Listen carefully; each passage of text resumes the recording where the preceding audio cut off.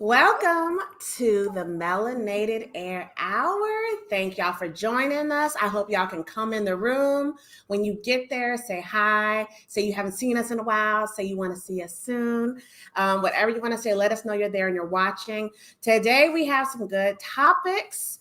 We are talking about Black women CEOs and how they're doing. You have your usual cast of myself, The Real Teddy Talks, Miss Keisha Ravenell at We Inspire Brand, Miss Madam President at One Madam President, and Miss Faye Bishop at Miss Faye Bishop.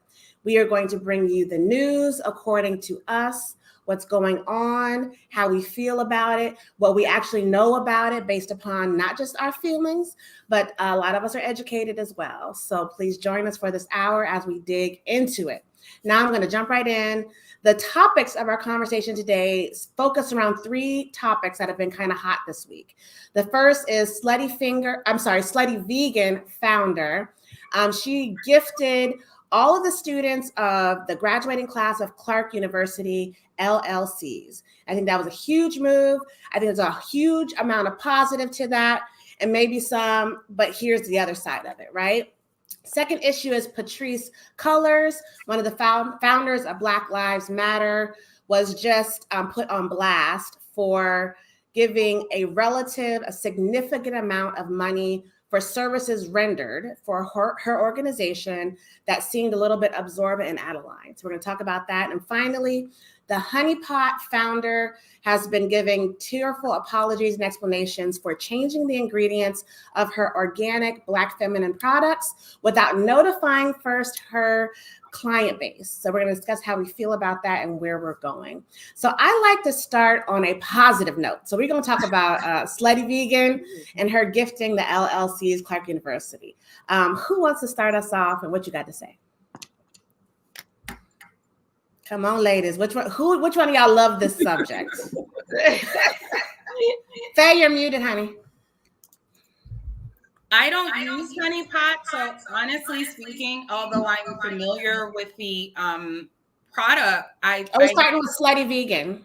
Oh, we're talking about Slutty Vegan. Yeah, she's the one that gifted the LLCs. I think that's the most positive topic today. Okay, well, the thing with Slutty Vegan is that it is graduation season, as we all know, and Atlanta native Aisha Pinky Cole, who is the founder of the Slutty Vegan restaurant down in Atlanta, had gave a rousing commencement address during this, I think it was this past weekend's or last weekend's alma mater at Clark Atlanta University. And she ended her commencement speech by gifting the graduates with their own LLCs. LLC, Limited Liability Corporation. And it seems that she partnered with Varo Bank to present the graduating class with the LLCs to boost them, I guess, towards the path of entrepreneurship and business ownership. And I noticed that during her speech, she continuously encouraged the graduates to never give up, even when they fail.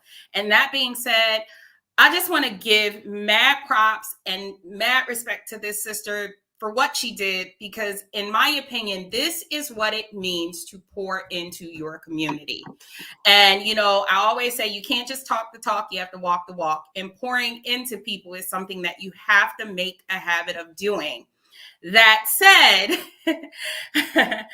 although that is a wonderful thing, I think it's very important for everyone to be educated a little bit more on exactly what LLCs do and what they mean for you, because this is the part where I have to put on my CPA hat just to make a correction, not only for those graduates, but for anyone watching who may decide, you know, to do what Aisha Cole did. They may want to gift their grandchildren or their nieces and their nephews or their children's with an LLC.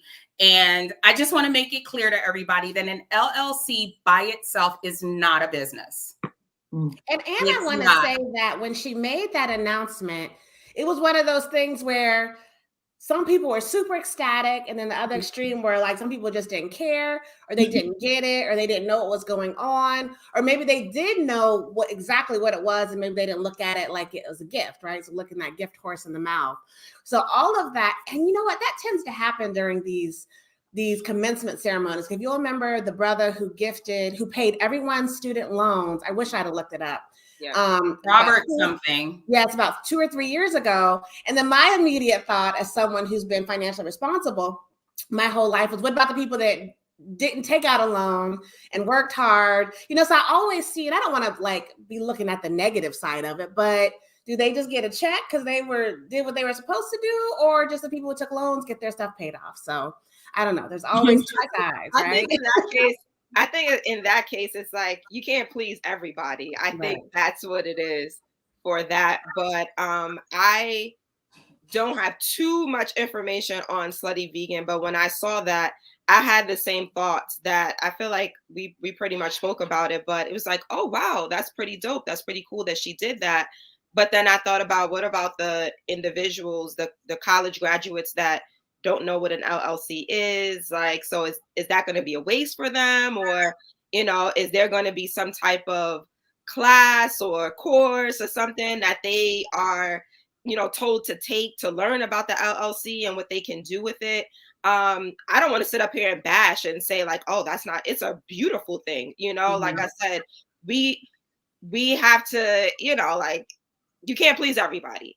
But at the same time, like, I feel that's when we say it takes a village. So she gifted them the LLC. Now, who's going to help them? Who's going to teach them? Okay, this is what you do with the LLC. We can't expect her to do everything. Right. And that's where the education comes in to me. And that's why I said I wanted to educate everyone about what that really, really means, but not before Chanel speaks on her take on what the Slutty Vegan did. No, I really think that I'm in Atlanta, so a lot of people here are just it's a slutty vegan town. Every time, she has truly grown very rapidly, and I think that she has some business sense that just sometimes average people do not have. I think that it's a blessing and a beautiful thing for people to have that option. We are getting more options than normal. 70 years ago, I don't think our grandparents or their parents knew what to do with an LLC. So today, to have that as a commonality, I think that's a positive thing. I think that's a good thing. And just to be honest, it's just kind of one of those things, to each his own. Some people will enjoy the LLC or any benefits from it, and some people will never ever look into it. Some people after college, it's like, girl, I'm going here. I got this set up. That's what I'm doing. I appreciate it, but I ain't got no reason to look into it. And I think that's okay too. But I think it's a beautiful thing for us to have options and come into spaces with resources. And that man who gave out I can't remember his name, Robert something, who gave out the free debt, pay off the loans. I kept thinking, damn, I wish I was a part of that graduating class. Right? I was thinking the whole time. It was like he gave out everybody graduate debt free. I'm like, I could go let them know I graduated from college, I'm a part of this class. But no, I think it's a wonderful thing. But I do, like Keisha said, I do agree. Afterwards, okay, now we're gonna need some knowledge. We're gonna need to do this correctly, and that takes effort. It takes more mind than people are aware of sometimes. And maybe it was just a gesture. Maybe it was a gesture because you think there's like an operating agreement involved. So what are you doing for your business? What's your NAT code? There are a lot of questions associated with it. So I'd like to believe it was just a gesture, and there are other steps to this process that she, of course, didn't go into because that's not important during that commencement, but she will go into it, giving people the opportunity to do it if they like, and not just throwing it on them if they don't want it. Well, I just want to say, I'm sorry. I just want to say hi, baby. My fiance is here. Yes, everyone in the group. And I want to say hi to Ish too, one of our big. Yeah, she always here. Ish is always here supporting. Thank you, darling. And I just want to say, I love that Chanel pointed out to the fact that this provides another resource This provides a form of access, something that we didn't have 100 years ago. And that's why I said, I give it to this, Aisha, this is what it means to pour into your community.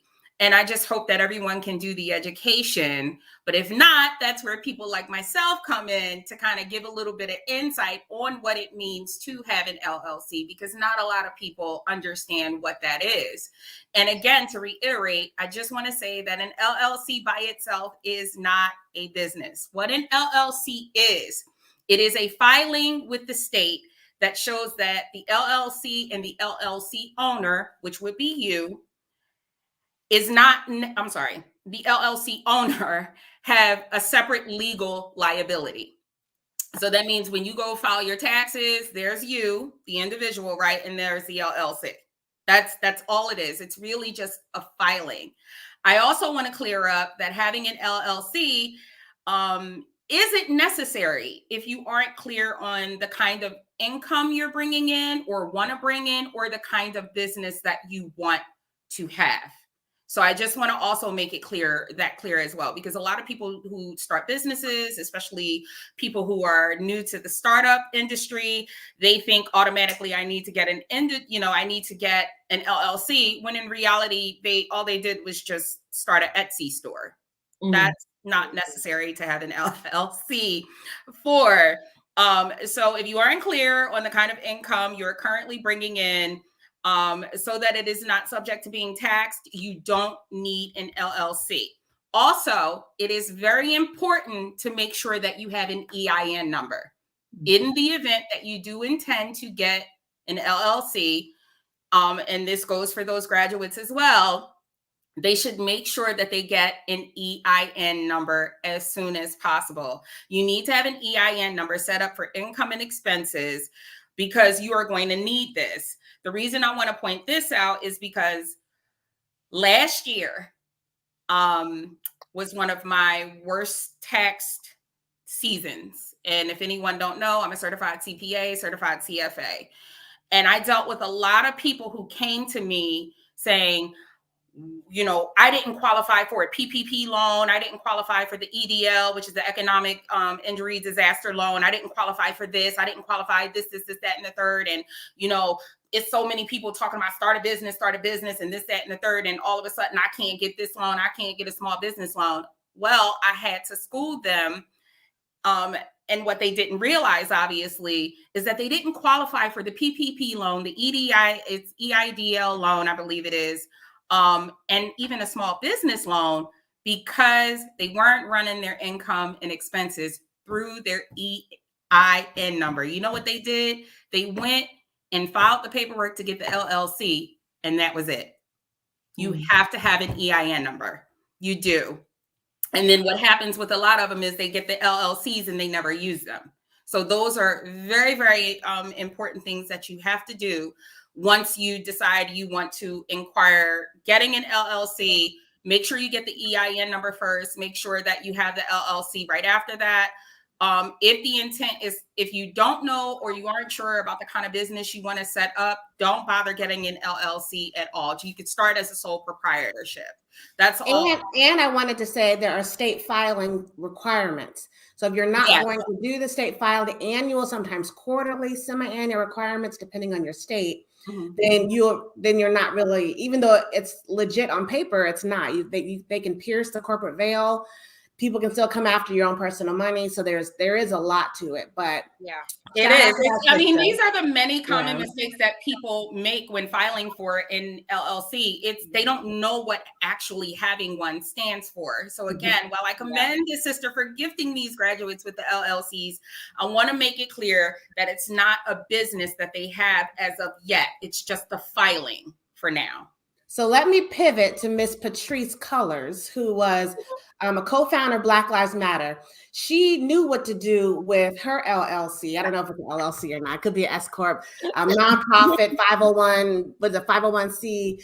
I think that's what it was. But she took what she calls white guilt money, and she went crazy. She bought real estate to the tune of millions of dollars. I mean, I'm seeing at least $15 million on this New York Post article from just a couple of days ago. But really got her in hot water with us, I want to say, our community was she paid $840,000 to a security company owned by her brother. I think it's her brother-in-law, but they're saying her brother. And that raised a lot of eyebrows because people are acting as if they donated to Black Lives Matter first. Our people are acting as if they donated, which I don't think most of us have. I know I haven't. How many of us on here has? Yeah. I'm going to admit that I didn't, because you don't get to tell me that you're about Black lives and you exclude heterosexual Black men. No. So I mean, like, where's the root of it? So we're going to get into that. And just her use of money. And she says she's investing in real estate. All the cash came flooding in. So she wanted to start investing it, so it's just not sitting somewhere. Maybe she took some advice from people who didn't have her best interest at heart. But it didn't really work out for her in the long run, because I think it has come back to bite her in the press, and the IRS always comes after the press makes the announcement. So we will see what happens with her. But I'd like to know how we feel about that. How do we feel about Patrisse and her misgivings with her white guilt money, as she said? I have a question. So she said that she was investing the money so that it wasn't just sitting there. So exactly. Lost. She said, I'm going to tell you exactly what she said. Hold on one second. I had the article right up. She said, this was an investment. It's not my personal real estate. And she said, when all of the white guilt money came flowing in to the tune of $90 million, she wanted to make sure that she started putting it in the right place and had a safe haven, a safe house for activists as well. So that was her initiative when she bought a $6 million property in Los Angeles, a 7-bedroom mansion, pool, soundstage, and garden. It was an investment. She lived there, no? I think she lived there, but she was saying it was under the name of the corporation. So even though she was living there, it wasn't for her personal gain. It was for a safe house for activists and a media creation space specifically.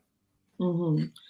Well, I have a lot of opinions about like Black Lives Matter, but I don't think that I care as much like as some people do.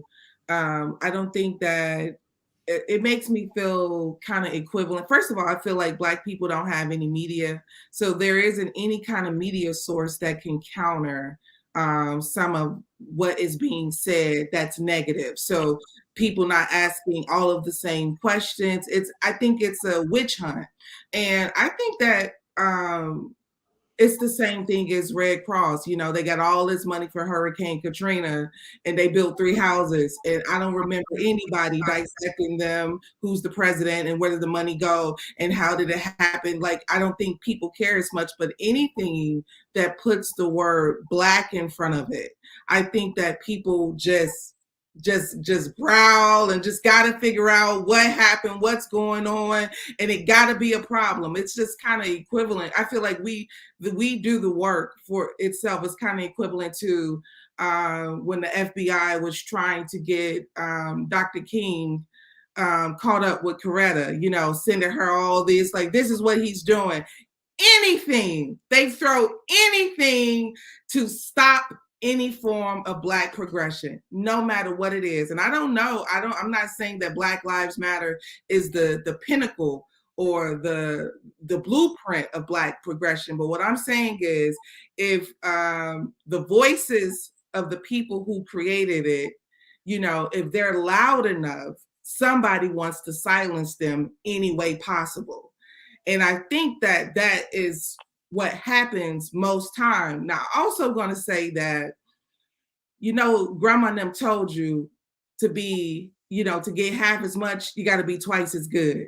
And ain't no room for error when it's Black folk. No room for error whatsoever. But I think that this organization, I don't know if they ever thought in a million years this organization would be so big. Not to mention, when white organizations or white people want to donate, they don't know where to go. They're going to go to what's the most popular. So when white people are like, I need to donate to something that helps Black people, they just gonna be like, well, shit, Black Lives Matter is it. Okay, whatever. You know, there's no questionnaire about what's the infrastructure of this. You know what I'm saying? And not to mention that I just don't have a clue. So for me, I have not sat down and dissected what Black Lives Matter have done with the money. I do think that anybody who is helping Black people need a house. Malcolm X died without a house. Dr. King's family literally have been at war for his personal belongings with the city, with the state. One thing Black folks ain't coming to America with is money, okay? So when we do get it, there are lots of things that need to be done. There are lots of things that we need to do. White folks do it all the time. I'm not trying to be one of those Black people that says just because white people do wrong that we should do wrong too. But I just really feel like it's a witch hunt, and I still don't believe it takes. I think it takes away from the progression of Black people in general. Like, the whole thing is you can't kill Black people and get away with it, period. What this woman doing with the money, I don't know. You know, I don't know what they doing, but I know that I want to stop white folks from killing Black folks at will. That's what I consider to be the most important thing. And also let me say that Patrisse has resigned from Black Lives Matter as an owner. And it seems to be that all of the original founders of Black Lives Matter have since left the corporation. So this is just coming out via tax filings. It's not coming out because she's still there. So that's another unfortunate part, is the vision you have, and I think we've all experienced that, the vision you have when you start a company, and then the vision that what it ends up being may be two different or three different things. So we have to give grace in that aspect. Now, I do want to separate my feelings on the Black Lives Matter movement, owners, direction, agenda from business ownership and what you do with the profits, or it's not profits, revenue, the receipts you get for it, because it's a nonprofit. And people think in a nonprofit, they think nonprofits don't make money, but they do. The execs make money, the CEOs make money. People get paid very well to be part of a nonprofit. The board members generally reap the benefits financially. So it's important to know that and not think that everybody's out here trying to be have a tin can and they're shaking it, asking for donations, and they're living like paupers, because that's not true. That ain't what it's meant to be. And if that's your vision of a nonprofit, I feel like you should change your vision and get on board with what mainstream is doing with nonprofits. Well, I have a bit of a different take. It's not a popular take. One of the things that I know that Madam pointed out, and she said, I just want Black police to stop killing Black people. That's what we all wanted. And I would like to believe that initially that's what those three individuals and more, because it was a group effort, if I'm not mistaken, who created Black Lives Matter, probably had in mind. But here's what I've come to learn in life. I don't think that a lot of Black people are very educated on what it is we're fighting against, which is why it's so hard to recognize a real movement that is actually for us and by us, which is something Black Lives Matter never really was. From the very beginning, it was co-opted. From the very beginning, it was co-opted. If you don't believe me, please look up Darren Seals. Look it up. They were co-opted. And I feel as though when we aren't very educated on what it is we're fighting for or fighting against, it's easy to see a YouTube video or a TikTok video where you see somebody dressed in certain types of clothing, fist in the air, using the word black, black, black, and more black every other sentence. And you see the media starts to push them to the forefront, and we get giddy off of these visuals, because that's all they really are. They're visuals. And we start to get giddy. And so we start to make the assumption that this person, people, or group is fighting for you, when reality, they're not. It's why we keep voting Democrat. It's why a lot of us, not me, but a lot of people went out and got that damn jab in your arm and got 5 booster shots. It's why we endorsed Black Lives Matter to begin with. Even if you didn't donate directly, you did endorse the hashtag, right? You feel Black Lives Matter. And unfortunately, it is due to this kind of ignorance. We keep running in a circle like a dog chasing its own tail, getting the same results. And when it comes to this situation with Patrisse Cullors, I mean, I didn't really, I could sit here and talk all day about the movement and the fight, but I took a look at that 990. It's a public forum, actually. I don't know if people know, but your tax records are pretty much public. Every organizations, 501(c)(3)s, they're public. You can go read them for yourself. That's how this got to news. That's why this is a big deal. And I myself, I actually took the time to read that 990. It's a 63-page document. It may take you a while to get through it. But one of the things that stood out to me wasn't so much the amount of money that was spending, because we could talk about that all day long, but it was how BLM didn't even have a board for all these years. And Cullors was actually the foundation's sole voting board director, and she's never held a board meeting. That is the problem. That is the problem. That is a reckless business decision. And I take issue with reckless business decisions personally. I do.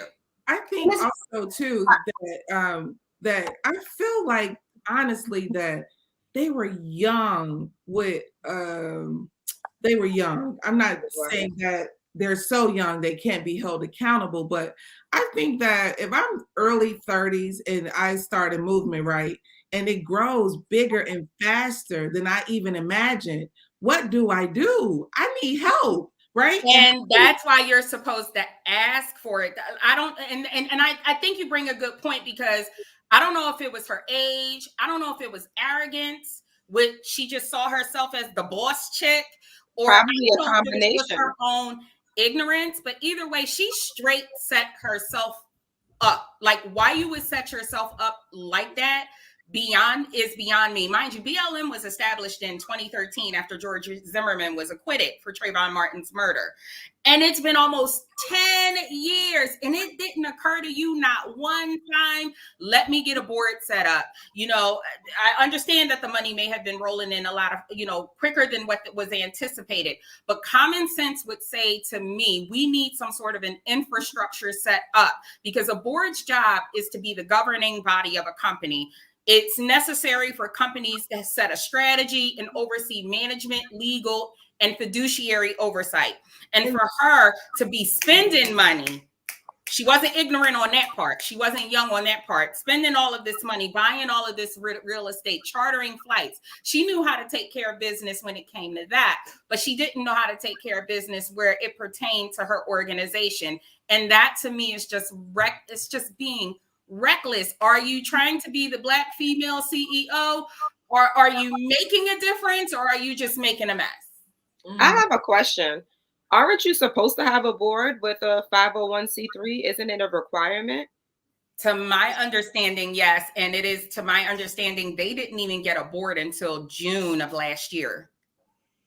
And this is the issue, I think, across many different fields. I mean, think about young athletes that make it big and get these multi-million-dollar contracts. You think about people who start businesses and nonprofits that take off. Someone comes with an idea. It's like, you can't just take that money. Like, you think about the FDIC insurance at your bank. It's like $250,000, right? Mm-hmm. So once you have more than $250,000, you need a new bank. Like, do people even think about stuff like that? Or you need different accounts? You need multiple accounts.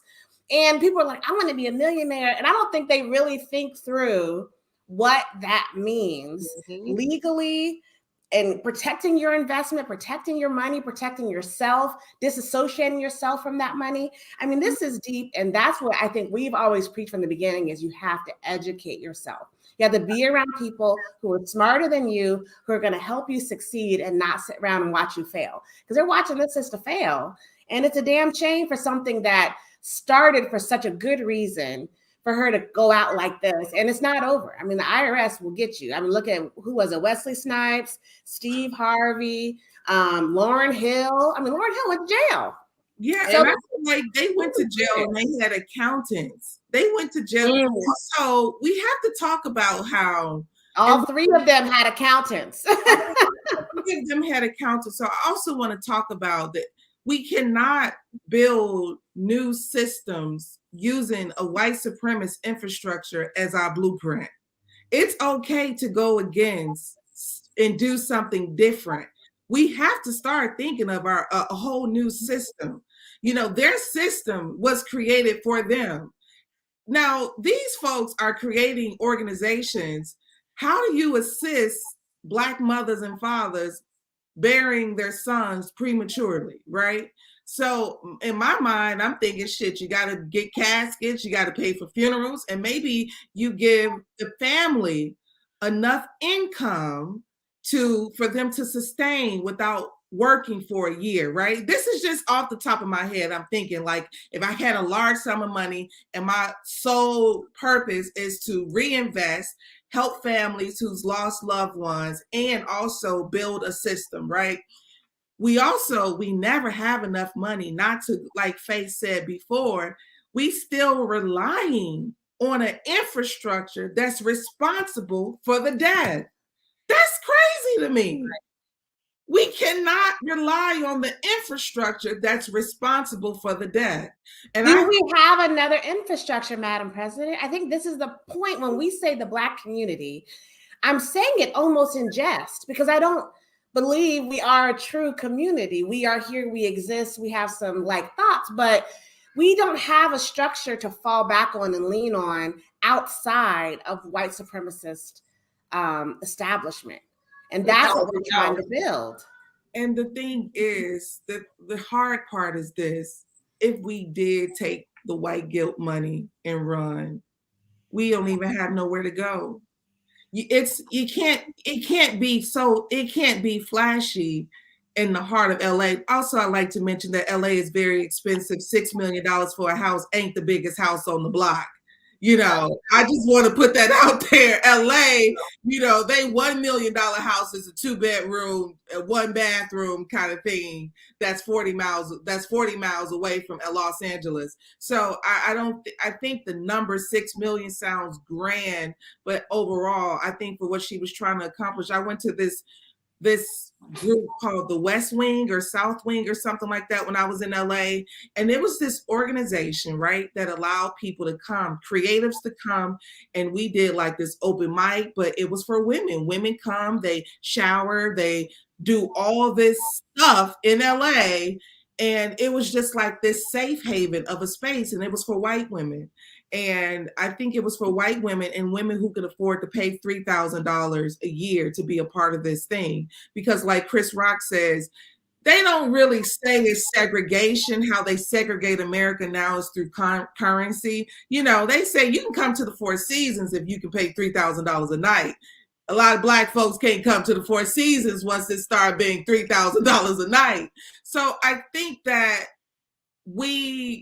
I feel like one of the biggest mistakes they could have made is they're trying to mimic an infrastructure that they need to be trying to beat. But if you know, when you poor though, y'all, like, what do? When you kind of don't have no money, you get money, you start spending money. Don't even have an exit plan. Yeah. Yeah. And unfortunately, what she failed to do, and this is my biggest issue, you know, unlike Aisha Cole, sister didn't pour back into her community. You know, we could talk about how big or small the LA house may be and whether or not it's reflective of that $6 million, but that $6 million could have went towards building a school. It could have gone towards rebuilding a lot of the businesses that were destroyed in the 2020 riots after George Floyd's death. You know, a lot of those people, a lot of those families, those mom and pop families, and I know because I'm from a city where a lot of the riots took place, Philadelphia, they are still in the gutter because unfortunately they were only given a certain amount of money in terms of the grants to rebuild, and they're still trying to work their way back. And that's only one city. That doesn't account for Atlanta. That doesn't account for New York, Wisconsin, Milwaukee. Where did the George Floyd situation happen? That city, I think it was Milwaukee. It doesn't account for any of that. It's like all of this money went towards things that enriched herself and didn't really enrich Black people. And it circles it back to what I said initially about, I don't think we're very educated on what it is we're fighting against. And that's why it's so hard to recognize a real movement that is actually for us and by us and who they're actually fighting for. Mm-hmm. I think that that's one of the reasons that overall, Faye, that we haven't been very, we have this progression that's in an individual space. It's like this person has done very good and this person has done very good. And you already know if you the person in the family that's doing real good, you got a lot of people on your titty, or vice versa if you're a male. But my point is, we have not been able to ever create a system where we all are collectively well. Because the system starts with families. You ladies know I'm a conservative at heart. The revolution we're all looking for, and I think I've said this in quite a number of broadcasts we've done, it starts in the home. It starts with our families. And that's the problem with Black Lives Matter, because they're anti-family. Where's the family? Where is the family in the midst of all that? And and I think one of the comments in the article, I think Faye, you kind of hit on it, was she could pay I think it was you, Madam President, she could have paid the victim's family that money. And she did. She paid Trayvon Martin's family, it sounded like $500,000, so about $250,000 she gave them. But then she did pay her family member $979,000 for some media production, right? So I'm not against nepotism. I think that is how you are going to build wealth, especially generational wealth within your own family. There needs to be some nepotism if you got it like that. But we have to see where we are putting our money. Wasn't it 2 people that she paid? It was 2 separate. 970. Hold on, let me tell you exactly. I can't find it. Okay, yeah, 969,000 to, I think it was a relative. I don't know. It's not saying in this article, and then 840,000 to her brother. I think it was the father of her child that had. Yeah, that's what it was. The father of her child for design and media services, and then the 840,000 went to a security company owned by her brother. So she was really doling it out to the family. She was trying to keep it in the family, and I'm not even against that. Like I say, if you go, what does it say? If you're gonna do bad right? So she could have still done a lot of other things, and then nobody would even be looking at that. So had she acquired the money properly, you don't go acquiring money on the blood and backs of a dead kid so you could take care of your family. That for me is where I also have a problem. I honestly, her helping her family or whatever, I honestly don't have a problem with that. Had she went about occurring the money a different kind of way. But to do it on the blood of Trayvon Martin, the blood of the young man who was shot dead in Ferguson, and so many others, George Floyd, and it's so many others, just so you could take care of your kin. Right. No, that mean in the event that it comes down to slashing my neck off to hand over to the white man, you'll get to hand me over and kill me to save yourself. So isn't that the problem with all of our Black leadership and Black leaders and community leaders?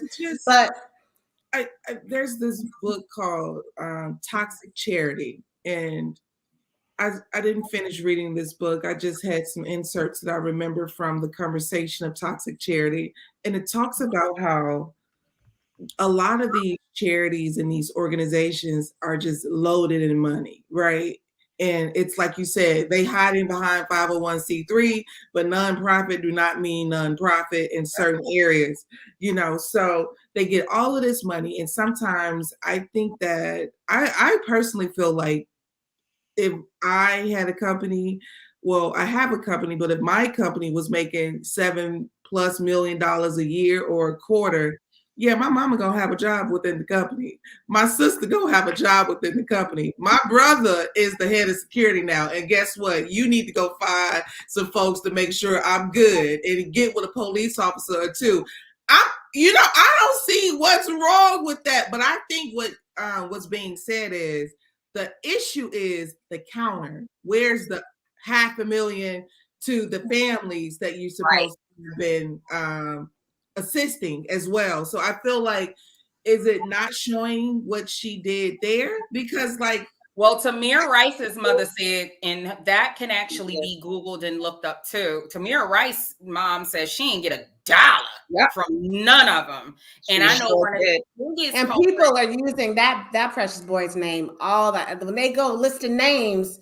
His is one of the first, right next to the biggest problem she has an issue. The biggest person who, I mean, I'll say his name because it's controversial. And Sean King, she has a problem with him above anybody because he's the one who kind of did all of these different speaking engagements, I think it was, or charity events on behalf of Tamir Rice's family, allegedly, and never gave that woman a single dollar. She has also said that Black Lives Matter did the same thing, speaking engagements, fundraisers, all sorts of things, and they never gave her a dollar. Like they didn't do anything. And it's like, then what is it for? And why did y'all do this? Because y'all still could have started Black Lives Matter, did the 501(c)(3).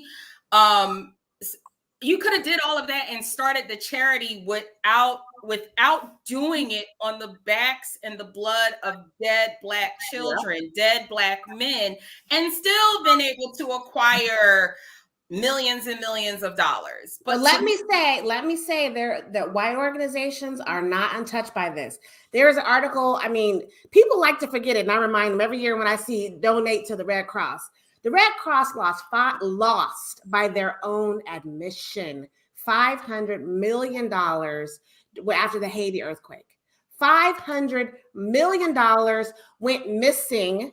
Okay, so wherever that is. 500 million. So no, I don't donate. Like if I'm at the grocery store, you want to donate? No. You want to donate? No. People come to the door. If I'm gonna give somebody some money, I'm gonna hand it to them. I'm gonna look them in their eye and I'm gonna say, here's $20, here's $5. I don't do organizations because I don't either. Not you can look up the operating cost of organizations. It's all nonprofits. You can Google their operating costs. Some nonprofits have like 25%, 30%, 40% operating costs, which means for every dollar you give, 40% goes to the pockets of someone who's working in the company. It doesn't actually go to the place it's meant to go. So you need to look, you have to know where you're spending your money. And that gives me a pivot over to Miss HoneyPot. I think this story is near and dear to Keisha Ravenell because she does use HoneyPot products. So I want to say about a week ago, but I don't know, don't quote me. It seems that a lot of the ingredients in her products went viral and they weren't organic anymore. And then there was also rumors that she had sold her company. Keisha, you may know who she supposedly sold it to, and she didn't. She just merged it with them, I believe.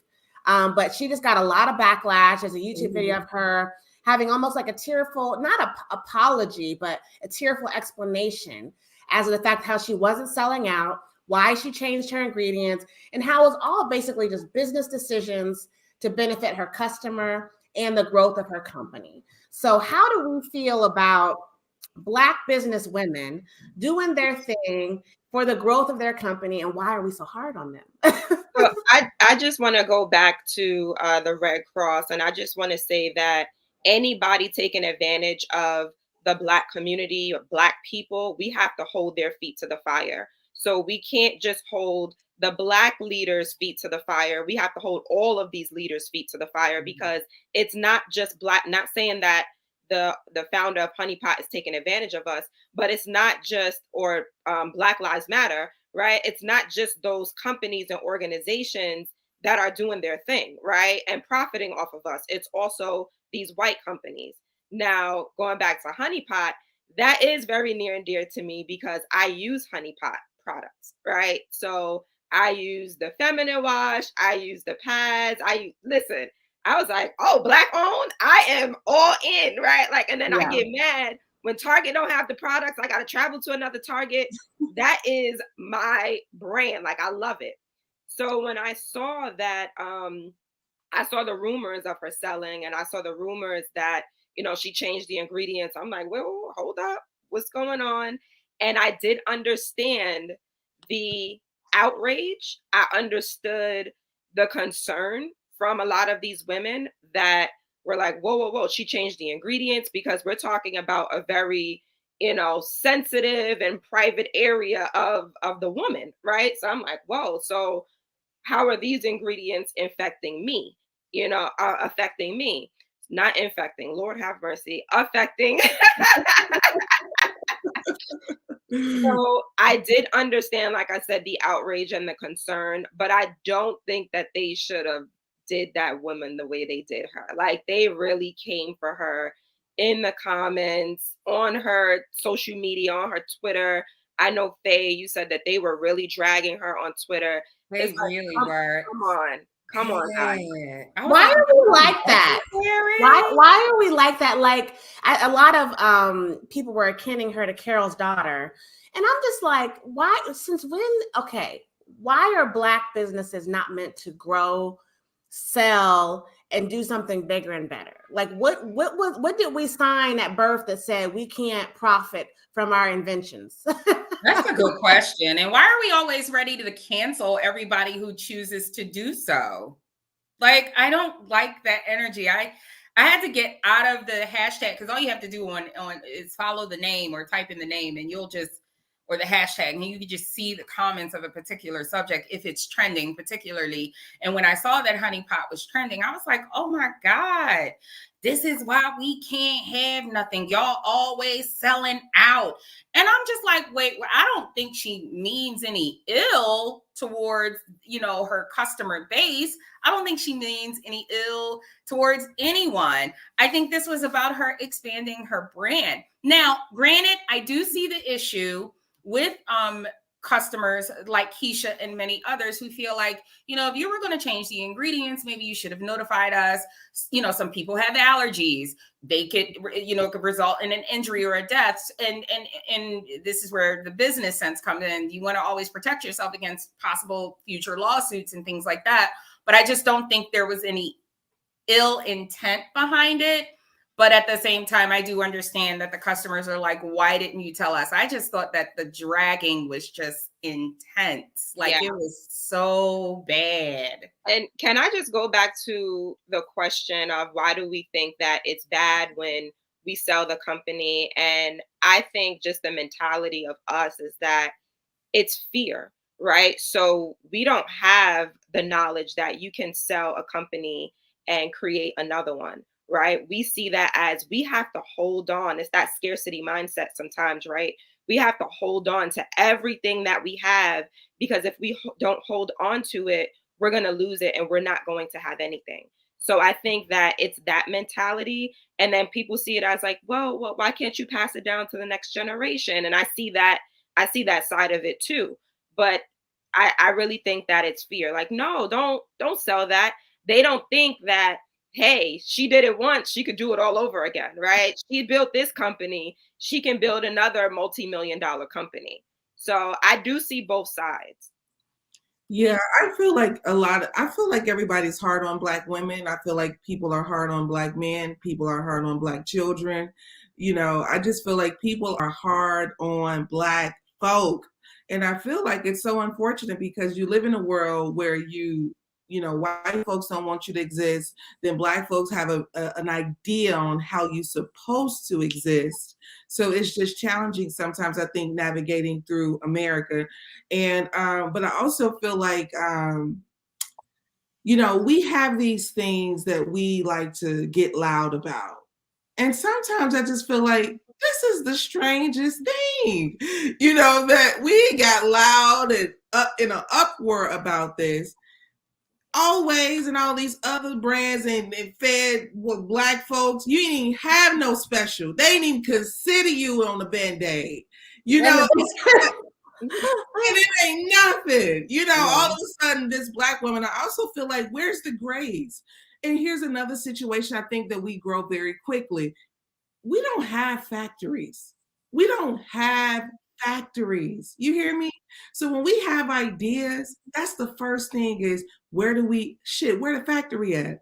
So you get partnered with global distribution. We don't have warehouses. We do not. So when you get trucks, partner with these bigger organizations, and they are here to say, I'm here to help, right? that's what you're under the impression that this is what we're about to do. We're about to get bigger. We're about to get better. I don't think people are just sitting around saying, how can I disappoint, dismantle Black people? And I don't care about Black. The woman is a Black woman. Not to mention, I think from her response to the white women, she's a pro-Black woman. You know, she was hurt. She was hurt. That was complete hurt. She couldn't even finish her sentence at some points during that, probably because she was just so hurt that the reaction was the way it was. Like, we will turn on somebody, the wrong people. And is it while people still rah for Joe Biden? And look at his history. Look at what this person has caused.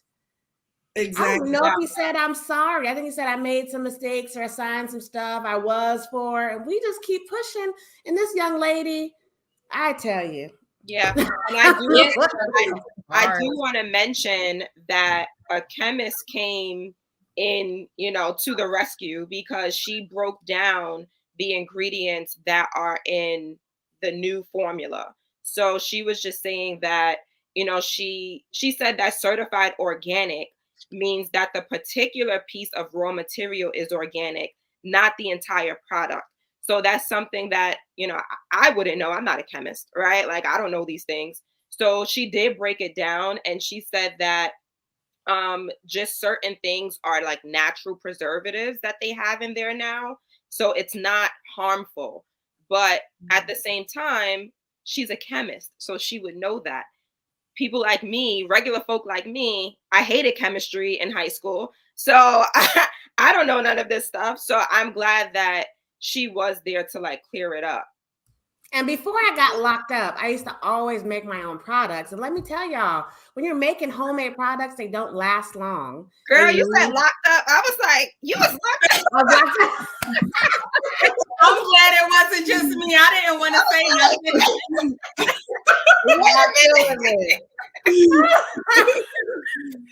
Yeah, that looks so good, Teddy. They look great. Before I went to the pen. No, thank you, honey.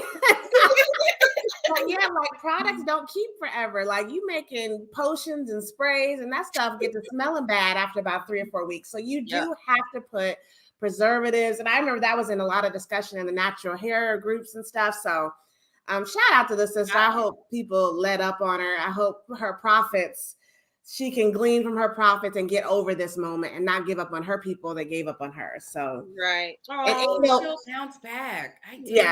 Yeah. I hope and not give up on her purpose, because when people turn on you, y'all know it's hurtful. When you have somebody that you feel you're doing it for, you having these hard, long nights for, and they turn on you because of a rumor, oh, that's heartbreaking. Like we've all been there. Like you don't even know the truth and you turning on me. So Beatrice, I'll still be buying your products. Just come inform me when you're changing up on the ingredients, okay? Yeah, like that would have been nice. Like a ad campaign that says the ingredients are changing, but we're still X, Y, and Z. That would have worked. I think that would have been smart. And I think that sometimes you kind of gotta. I was in a partnership and I with a company myself, and they were bigger, but I think that when all you can think about is money, a lot of times when people start just rolling the money on you, then you got to step back and just, kind of just start looking at things and say, well, I got a lot of support because of who I am. Let's make sure we let those people know of some changes. I do believe that any kind of ad or campaign would have been perfect, because what white people and white corporations don't know about us is we're fillers, right? We feel, I just feel like, and then like Keisha say, the chemist got to come and tell you, well, look, this is what's going on. Mm-hmm. But it's like, well, we were connected to you. And so what I feel like white corporations sometimes don't have that we do have is we have a real connection. They go by systems and all of that. And this is what the module is. And you got to beat this. And this is what the marketing. Well, guess what? One person made a tweet and a video, and here I am spending my goddamn Thursday explaining what I've been talking to y'all about for a year. Why is that? But I'll tell you something, people will convince you that they know more because they have more. And you got to trust yourself, young people, when you have these businesses and you have these grand ideas and you're walking into spaces. And one of the reasons I ended my contract with a business that I was doing business with, that I was bringing money in with, God told me, make a decision as if you're already wealthy. Just like that. I want you to make the decision as if money is not a factor. And baby, once that came through, oh, that ain't nothing. No, thank you. That don't make no sense to me. You know? Yeah.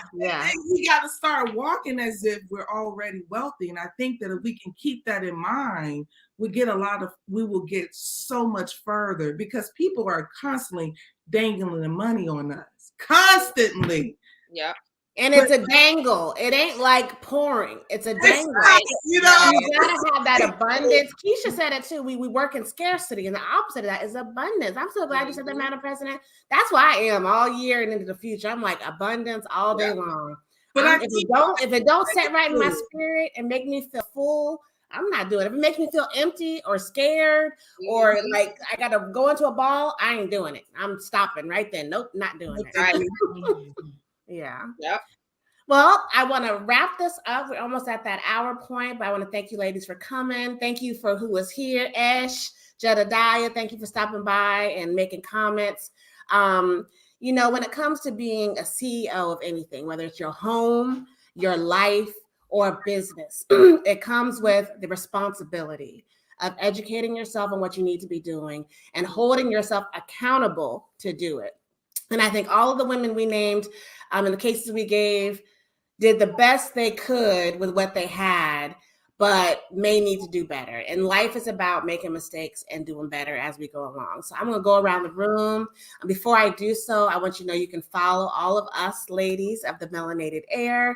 Anytime you want on all social media, we have Miss Keisha Ravenell, We Inspire Brand, Miss Faye Bishop Faye Bishop at Miss Faye Bishop, and Madam President at One Madam President, and myself at The Real Chatty Talks. Thank you again. I'm going to go around the room, starting with you, Keisha, if you wanted to have any last remarks about this topic. I just want to encourage us as a Black community to continue to lift each other up or lift each other up more. And like I said earlier, like, yes, it's okay to hold people accountable, but if you're going to hold the Black leaders accountable, you also have to hold the white leaders accountable. You also have to hold leaders in the other communities accountable that are taking advantage of you. And you better believe they are doing it, and they've been doing it for a very, very long time. So hold them accountable as well. And then I would just also say, as a Black CEO, right, a Black founder of a company, you know, I do my best to educate myself as much as I can. I'm reading books, I'm in courses, I have mentors and coaches, and I encourage you all to do the same, because like when you in a mess, like you know, the Black Lives Matter leader, and like sometimes it's no excuse with certain things, right? It's like, all right, there's no excuse for that. Like, you should have been educating yourself. You should have educated yourself. So get that education and, you know, continue doing your thing. Absolutely. I would like to say that first of all, it's good seeing you all. I think it's been a minute since we connected. And I just would like to say that, you know, Black people just a lot of Black people aren't born into these great and ideal circumstances. So sometimes when you see us, I need you to understand that it wasn't easy getting to this place, you know. So if you can, I would say, you know, grant Black folk all over the kind of grace that you grant Joe Biden. Oh. Well, I just want to say is know your shit. The one thing that I take pride in isn't just being Black. It's that I know my shit. I would not be able to practice, you know, and work as an accountant and a financial advisor if I did not know my shit. And in the midst of starting a business, be it, you know, a hairline, a makeup line, or a furniture store, or a plumbing business, or a 501(c) organization. 503C. Yeah. 503C organization. Be clear and specific about what it is you want to achieve. Do the education and make sure that you break the goals down into steps, track your progress, and acknowledge your weaknesses, and take note of any setbacks. It is important for you to know your shit. You have to be accountable. And even if you have to check with friends and family to make sure that you follow through. One of the things that I have to say that I admire about Patrisse in the midst of my upsets with her is that she did share the wealth with her family. Unfortunately, that family did not hold her accountable. Me, on the other hand, I come from family who always looking to cuss me out for whatever F up I do. So, especially when it comes to their taxes. So be accountable and make sure you have fun. You know, owning and starting a business is something that is supposed to be fun. And even more than that, pour into your community and those around you. You must and you shall. And that is something that Aisha Cole of the Slutty Vegan did. And I am very proud of her for that. Yeah.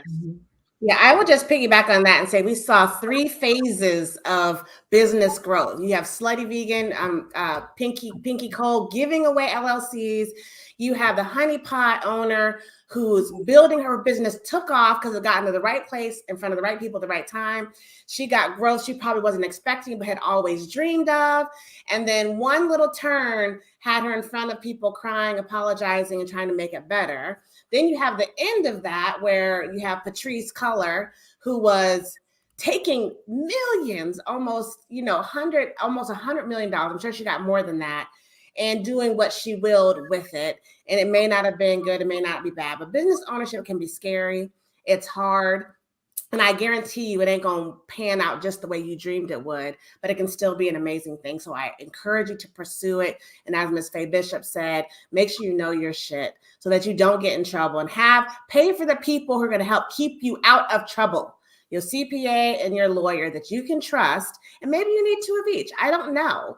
But when you're getting $90 million, you can afford to hire 2 CPAs and 2 lawyers. So and a board. Hire the people that will keep you out of trouble, and know your circle. Have people around you that care about you and the end game so that you can trust when you're making bad decisions that they will tell you. Thank you all for joining us. It was great seeing y'all.